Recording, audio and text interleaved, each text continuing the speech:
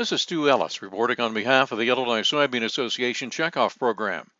Let's hop in the combine cab with Ron Kindred, one of the leaders of the Illinois Soybean Association. He's harvesting in Logan and McLean counties. Yep, we've done about 150 acres up to this point. So when we get down to this field, it'll be about 210 acres we've done.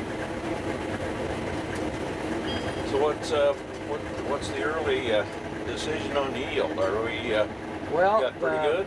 The first 150 averaged 67, and this field's going right around 70, 71 bushel, looks like. All right. How was rain this year on this?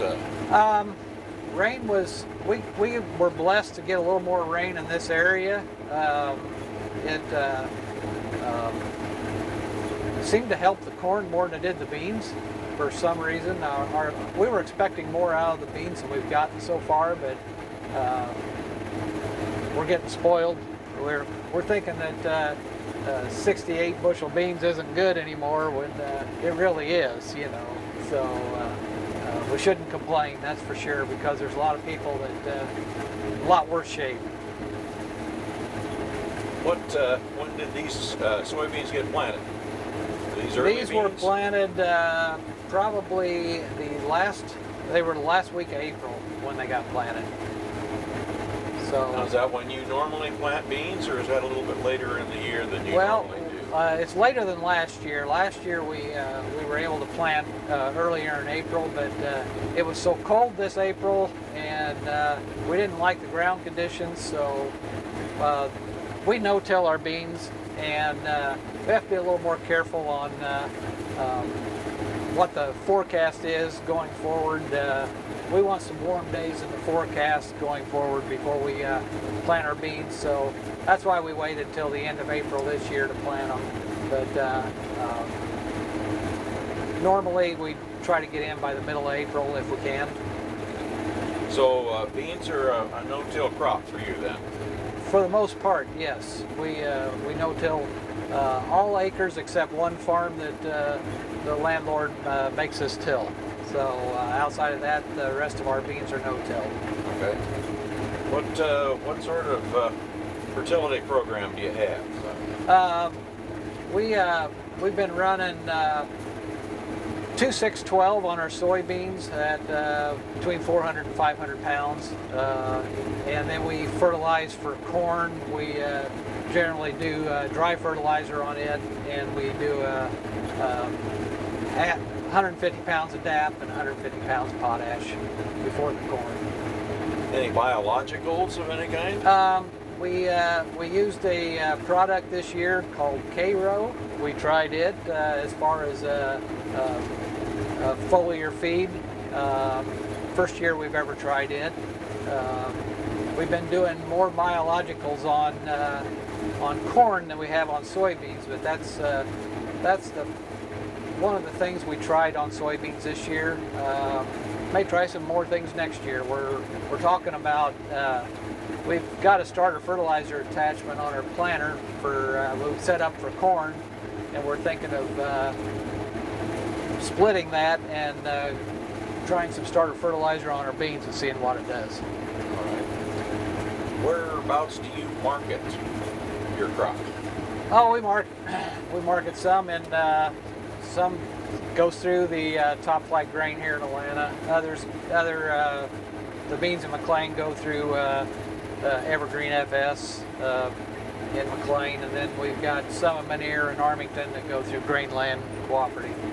So, now, are these headed to the elevator, or yeah, these will be be stored? Or these are going to the elevator. We don't have any storage out here on this farm, and none really that close. So these will go to the elevator. I've got storage in McLean. We'll put those in a bin. Got some at home that we'll put in the bin. So,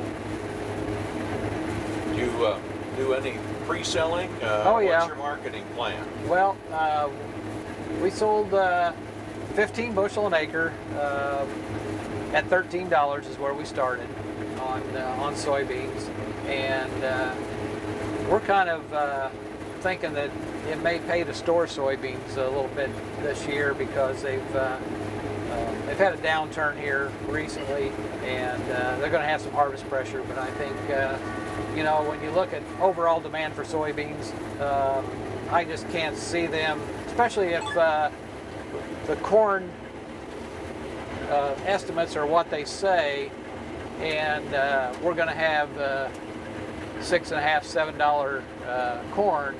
We're going to have these beans have got to go higher to buy acres before next spring. So I think it will pay to store beans this year myself. Well, you have what? You're vice chairman of the Soybean Association board now. Yes. Okay. Yes. You've represented soybean growers in Central Illinois for a number of years, and had some good opportunities to promote a lot of things and programs. What are some of the things that you really are close to your heart as far as soybean programs and some of the policy issues, Okay. research, and things like that? Sure. You know, top of the list right now for me, and I've always been a policy first guy. I've always it's always been something that's really interested me. I enjoy going to Springfield and Washington D.C. and telling our story and lobbying for the good of Illinois soybean farmers. It's just something I enjoy doing. But biodiesel, the biodiesel legislation we got passed in the state, that incentive to ramp up to B19 incentive by 2026, I think is really a huge win for us. It's a huge win for the biodiesel production plants that are in here, Illinois, and I just think it's going to be a big win for soybean farmers because it's going to continue to keep the demand we already have, plus I think it's going to grow a little bit for our soybean oil. And on the, I guess on the research side of things, you know, we've got a lot of things we're looking at. One of the things we're trying to understand on is the impact that the renewable diesel and sustainable aviation fuel is going to have on the soybean oil market, and what it's going to mean for us as Illinois soybean farmers. Is that something that's going to come along and you know, be a market that we have to try to figure out how we can supply that market? It's just, there's just a lot of unknowns there.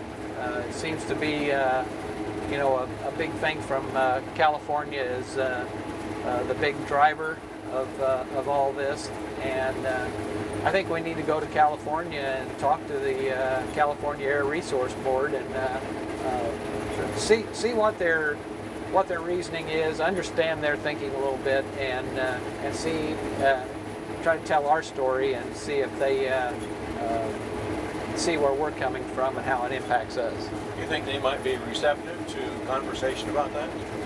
I think they would be receptive to meeting with us.